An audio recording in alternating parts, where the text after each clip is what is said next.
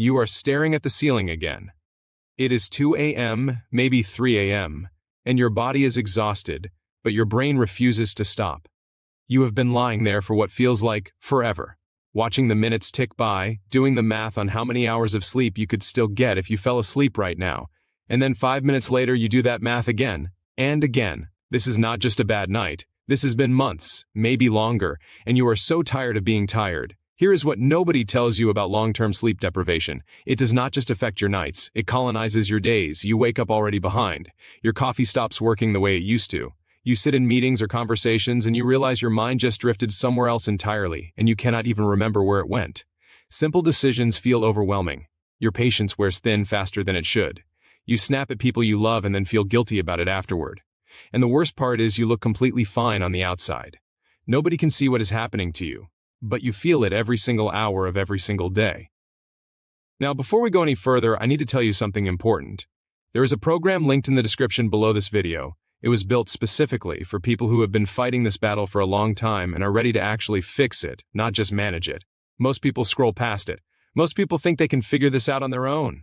And most people are still in the same place 6 months from now. I am not saying that to be harsh. I am saying it because I want something different for you. Check it out after you watch this. What you learn here will make a lot more sense once you do. Now let me tell you what is actually happening inside your body when sleep goes wrong for months at a time. Your brain has a system. It is called the circadian rhythm, and it is essentially an internal clock that governs almost every biological process in your body. When you sleep well, this clock runs perfectly. Hormones release at the right times. Your body repairs tissue while you sleep. Your brain flushes out waste products that build up during the day. Your emotional processing centers reset overnight so you can handle stress the next day. This is not a metaphor. This is literally what sleep does at a biological level. But when the system breaks down over months, the damage compounds quietly. Studies involving sleep researchers at major universities have tracked what happens to people who get consistently poor sleep over extended periods. The immune system weakens. Inflammatory markers rise in the blood.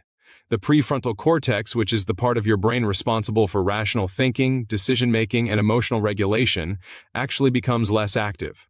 Your amygdala, which is your fear and stress center, becomes hyperactive. You essentially start running on a stressed-out, emotionally reactive brain that cannot think clearly or calm itself down efficiently. This is not weakness, this is biology. And here is what makes it feel so impossible to fix on your own. The very part of your brain that you need to solve the problem is the part that gets most damaged by the problem itself. You are trying to think your way out of insomnia with a brain that insomnia has already compromised. That is why people stay stuck for months or even years despite genuinely trying everything they can think of. Think about the last time you actually woke up feeling rested, not just functional, genuinely rested. You probably cannot remember exactly when that was. And if you try to remember how that felt, there is almost a grief to it, because you know what life could feel like and you are not living it right now. You remember a version of yourself that had energy, that was present, that laughed easily, that felt hopeful about the day ahead. And somewhere in these months of bad sleep, that version of yourself started to feel very far away. Let me tell you what rebuilding that actually looks like when it works properly. Within the first few days of addressing sleep correctly, most people notice a shift in their ability to fall asleep. Not perfect sleep, but the desperate, wired, exhausted feeling starts to soften. The racing thoughts at night begin to slow down. The body starts to remember that beds are for sleep, not for anxiety marathons. Within the first week, something shifts in the morning. You still might not feel like a completely new person, but there is a moment when you wake up and realize you actually slept through more of the night than you have in a long time.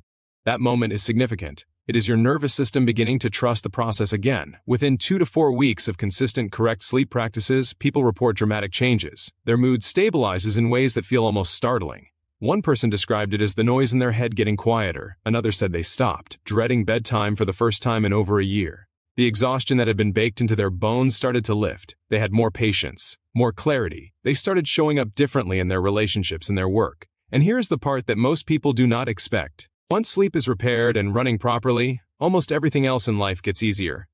Weight management improves because sleep regulates the hormones that control hunger.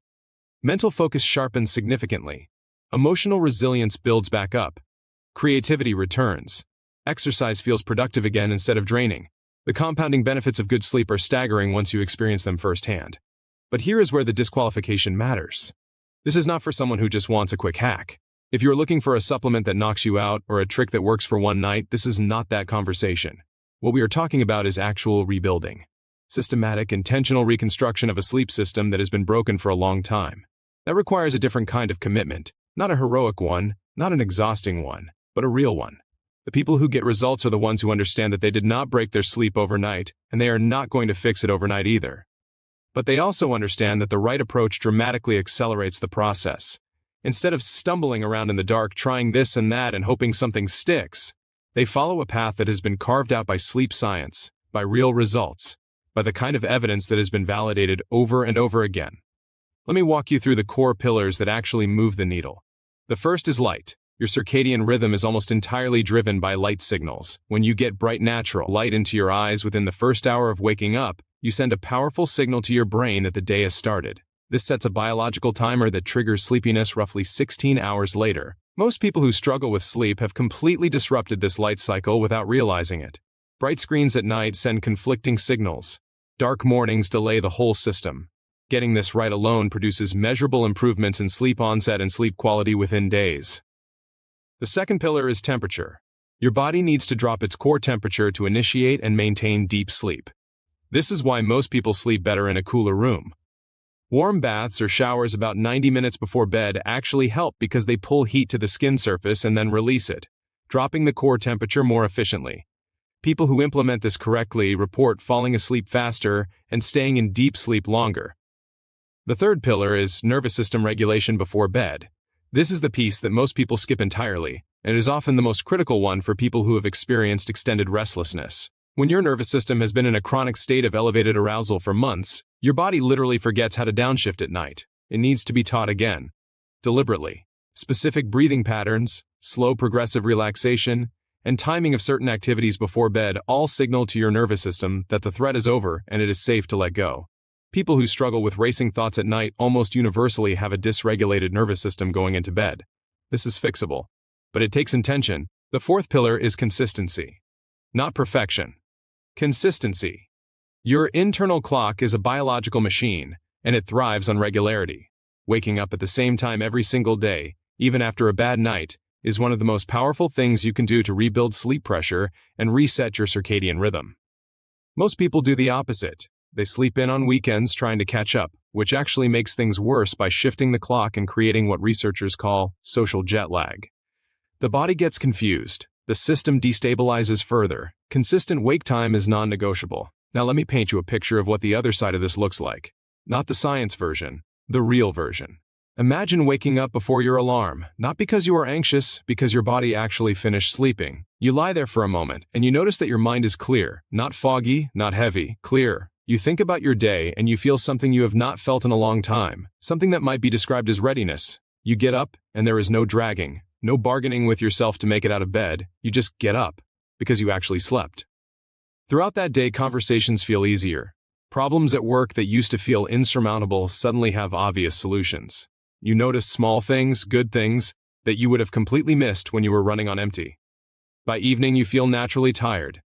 Not desperately exhausted and wired at the same time, just naturally, peacefully ready for rest.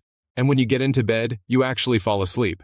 Not after lying there for an hour doing anxious math. You just sleep. That is not a fantasy. That is what healthy sleep actually feels like. And it is available to you, but you have to build it back deliberately. The cost of not doing this is enormous. Months more of compromised thinking, more strained relationships, more days where you are physically present but mentally checked out, more nights that feel like punishment, more mornings that feel like defeat. The accumulation of that over another year of your life is a cost that cannot be calculated lightly.